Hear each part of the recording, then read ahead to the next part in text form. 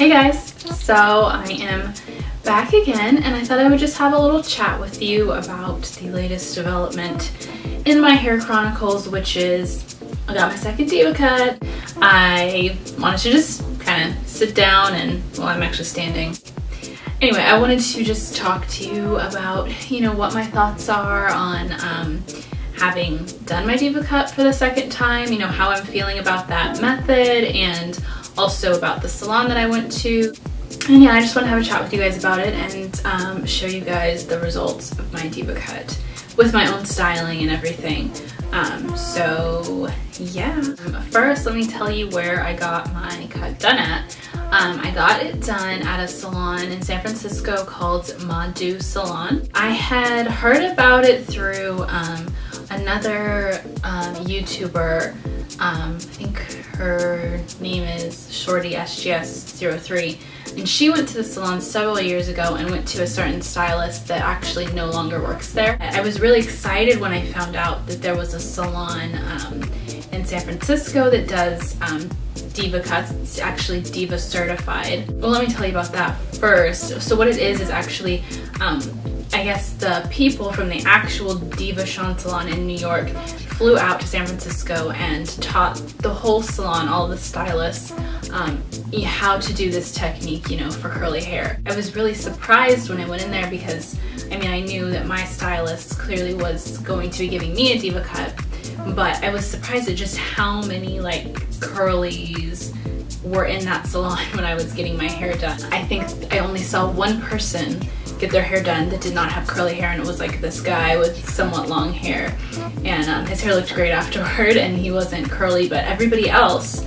had some type of curly hair. And so it's really cool with this technique and this whole revolution that's going on that we now have this opportunity to go somewhere where people aren't utterly terrified of your hair, like it's gonna come attack them or something, So anyway, what I was saying about the salon is that I had first heard about it through Shorty SGS03, and I really wanted to go there ever since I heard about it with her, and I watched her video before I had ever got my Diva cut done the first time, and then I actually went to New York, which you may or may not know, I did a video about it, where I got my Diva cut done in New York City in the salon in Soho, and on Broome Street I think it is, and that was an amazing experience. April was my stylist and I loved April and I miss April actually.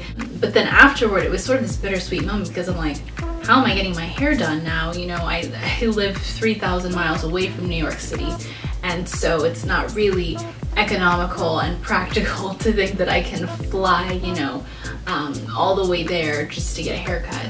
A friend of mine who also makes YouTube videos, her name is Shar, and her and actually my cousin have a channel together, Two Curly Chicas, I believe it is, and I will link their channel down in that general area down there. And she did a video she actually went to the Salon before I did and went and saw a stylist and got her haircut, and it looked absolutely phenomenal. And so then I was like, okay, I'm going to do it because I was in desperate need of a haircut. So I made the appointment and I got my hair done, and it was really good. I would have to say it wasn't quite as, just in the interest of full disclosure, it wasn't quite as amazing of an experience as I felt I had when I was in New York. Because it's not the Diva salon, you don't sit there and think Lorraine Massey has been here personally and she works here, and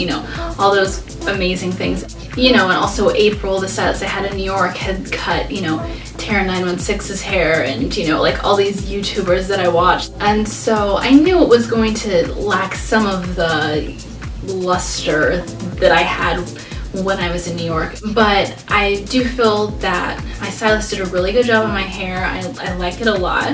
I'll give you a tour of it shortly.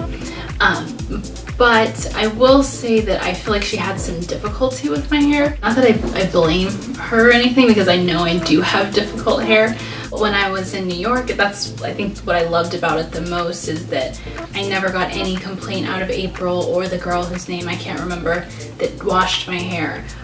They just acted like, I do this every day, your hair is normal, it's no big deal. That was the first time I ever went to a salon and had that attitude being portrayed to me. You know, I always, which is, I believe is one of the reasons why I felt insecure about wearing my hair curly, is because, or just about my hair in general really, is because it was always like, oh, your hair, and everyone was terrified of it. This time, my stylist at the Maju Salon, she did have difficulty like detangling my hair, which I have extremely tangly hair, so I have difficulty detangling it. But I mean, it's not, but I'm used to it, you know, so it's not like I don't freak out about it every time, and she just had a really hard time with it.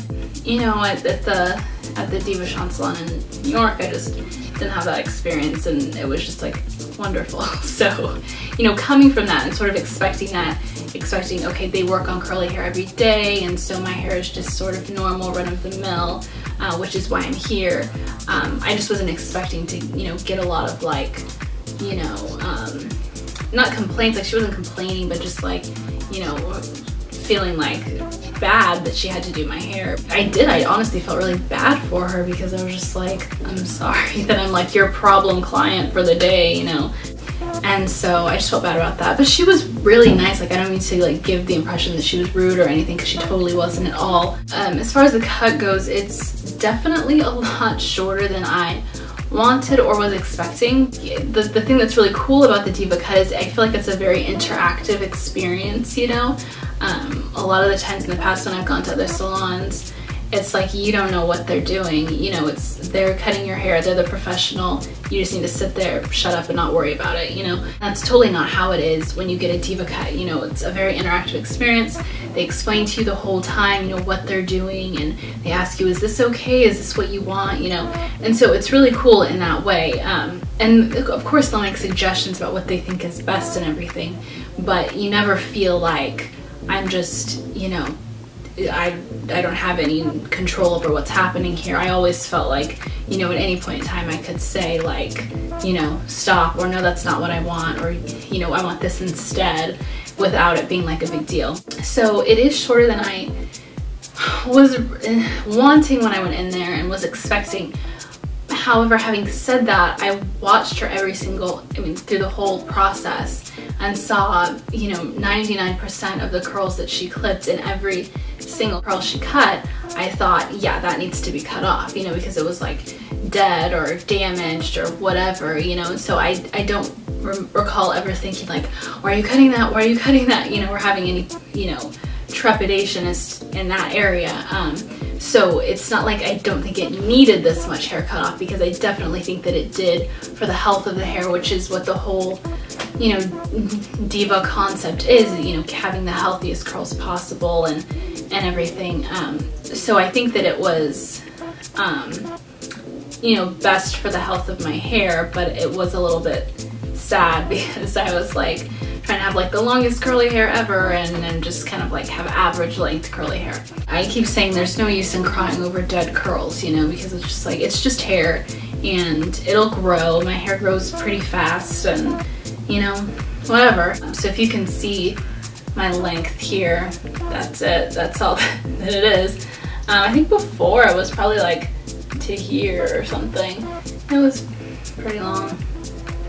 Oh well. I'll do a little twirl for you so you can see the back of my hair, but I just wanted to, because I know some of you are probably gonna ask this is what I would ask, what I asked for when I went to get a cut. I asked her to not cut these too short, because the last time I got my Devacut, she did cut my bangs pretty short, which I was fine with at the time, but it's just not what I want right now.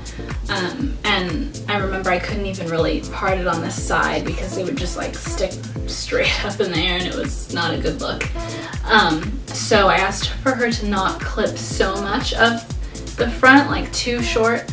And I just told her I wanted to bring up the layer in the back because I wanted to be able to have more volume. I feel like the last time I got it done, I didn't really ask for anything last time I got it done actually. but the last time I got it done, I feel like she didn't do the back short as I wanted it to enable me to get that volume back there. So I think she did a pretty good job. I would even not have minded it being slightly shorter, but I don't know if that's even possible without it looking like weird. And then I just really asked for her to trim it, you know, trim the ends and just give it a better overall shape. So I will do a little twirl for you so you can see.